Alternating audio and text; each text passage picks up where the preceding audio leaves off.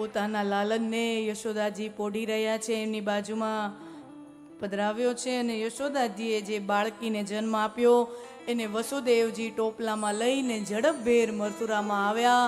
સવારનો પહોર થયો અને કંસના સૈનિકોએ પહેરેદારોએ કંસને સમાચાર આપ્યા કે દેવકીએ 8મા સંતાનને જન્મ આપી દીધો છે. કંસ ઉઘાડી તલવાર લઈને કારાવાસમાં પહોંચ્યો છે અને જ્યાં જુએ તો આ કોઈ પુત્ર નથી. દેવકીએ એક દીકરીને જન્મ આપ્યો છે, કારણ કે યશોદામાએ દીકરીને જન્મ આપ્યો તો હવે લઈ આવ્યા છે વસુદેવજી. કંસ જુએ છે કે આ તો દીકરી છે, પણ કંસને મહિષાસુરવાળી કથા યાદ આવે છે કે કાળ તો પછી કોઈ પણ હોઈ શકે. અને આકાશવાણીએ તો કીધું તું કે સંતાન છે એ કાળ હશે, દીકરો છે કે દીકરી એવી તો કોઈ ચોખવટ જ થઈ નહોતી. અને પછી ને મહિષાસુર વાળી કથા યાદ આવે.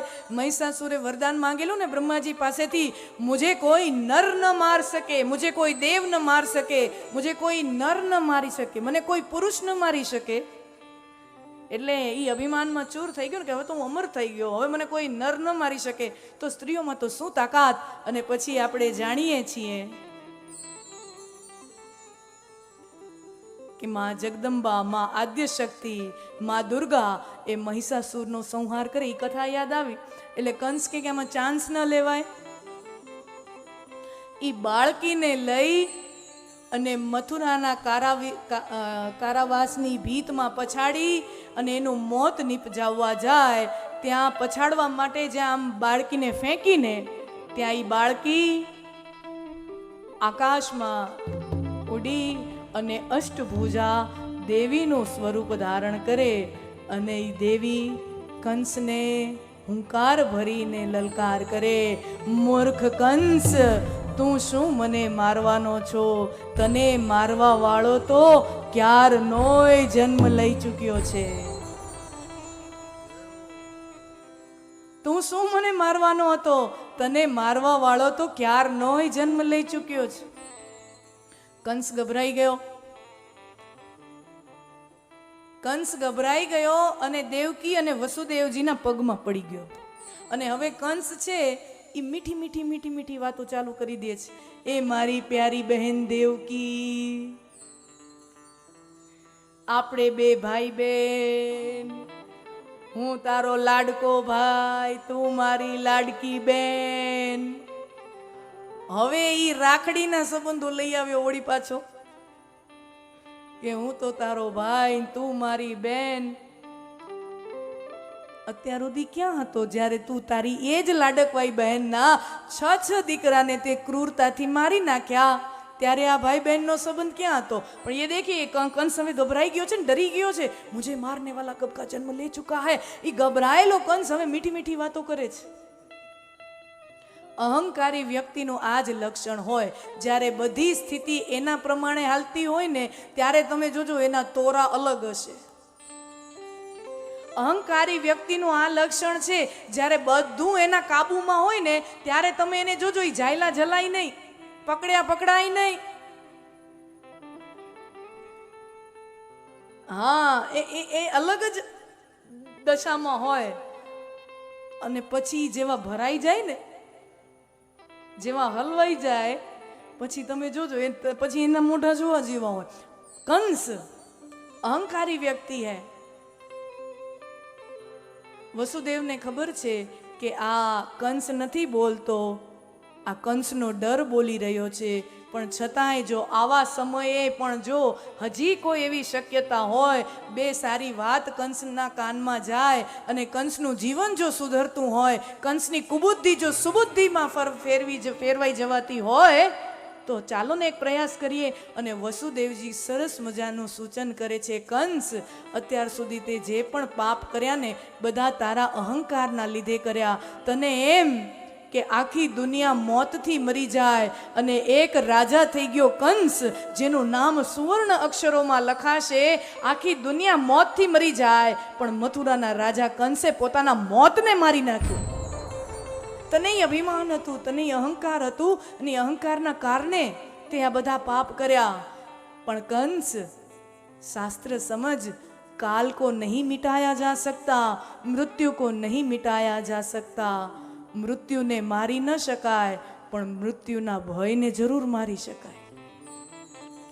મૃત્યુને મિટાવી ન શકાય, પણ મૃત્યુના ભયને જરૂર મિટાવી શકાય. અને કંસ, મૃત્યુના ભયને મિટાવવું હોય ને તો એનો એકમાત્ર રસ્તો છે, તું ભગવાનની ભક્તિ કર.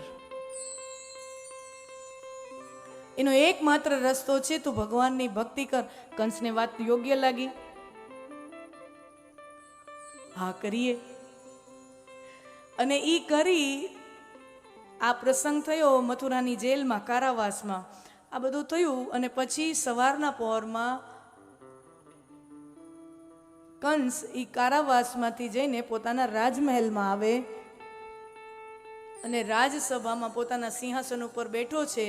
અને પોતાના મંત્રીઓ, રાજાના રાજસભામાં તો બધા હોય, એના માણસો બધા, એના મંત્રીઓ, નજીકના લોકો બધા બેઠા છે. અને કંસ એને કે વર્ણન કરે છે, આ સવારના પોરમાં સમાચાર મળ્યા, દેવકીએ દીકરીને જન્મ આપ્યો, અષ્ટભુજા દેવી થઈ, અને એને મને કીધું મને મારનારો, કે આ બધું વર્ણન એને કરે છે. અને મેં હવે નક્કી કર્યું છે કે હવે મારે ભગવાનની ભક્તિ કરવી છે. એટલે કંસના માણસો એ તો સમજતા જ હોય ને, શેઠના નીચે કામ કરવા વાળા હોય ને, એ ઓળખતા જ હોય ને આપણો શેઠ કેવો છે. ન ઓળખતા હોય, વર્ષોથી એની યાર રહેતા હોય નજીકના, કે હવે આ જે આ ભક્તિની વાતો કરે છે ને, બધી ખોટી વાતો કરે છે. અંદરથી તો આ અભિમાની જ છે, અહંકારી ही है. और અહંકારી વ્યક્તિને છે ને એને મજા આવે એવું સાંભળવું ગમે. उसका अहंकार जिसमें पुष्ट होता है ऐसी बातें उसको सुनना पसंद है. तो एना माणसो छे ने તમે જોજો એવી જ વાતો કરે જે આપણા શેઠને ગમે. तो क्या कहते हैं उसके मंत्री गण कंस को कहते हैं, राजा भक्ति, भक्ति तो नबળા લોકો કરે, જેનામાં શક્તિ ન હોય ને ઈ ભક્તિ કરે.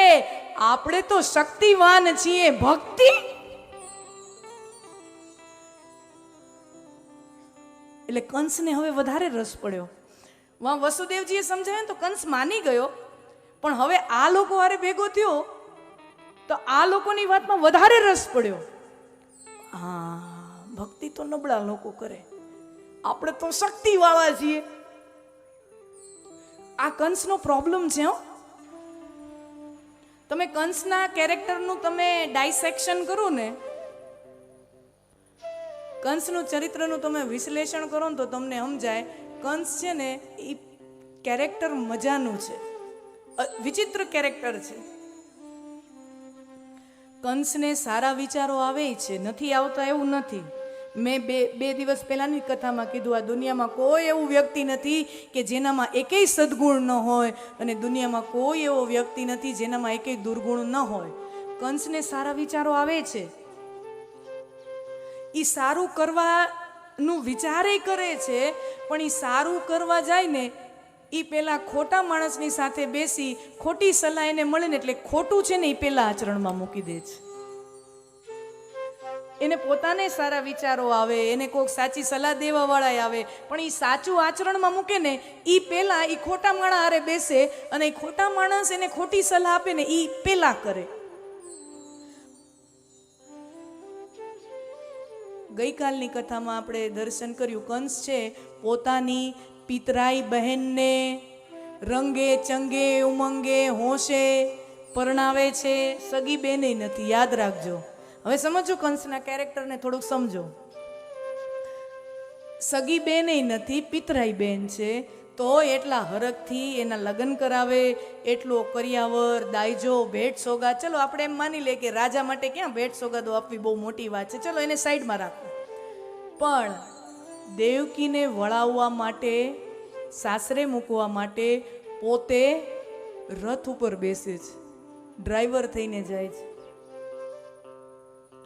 તમે સંસારમાં આટલા ભાઈઓ, પિતાઓ, તમે તમારી દીકરીના બહેનના લગ્ન કરાવ્યા જ હોય, હે, સમાજમાં આટલા બધા પુરુષો આપણે આપણી દીકરી અને બહેનના લગ્ન કરાવ્યા જ હોય, સમાજનો કોઈ સાધારણ પુરુષ પણ પોતાની બહેનને છેટ સાસરે સુધી મૂકવા નથી જતો.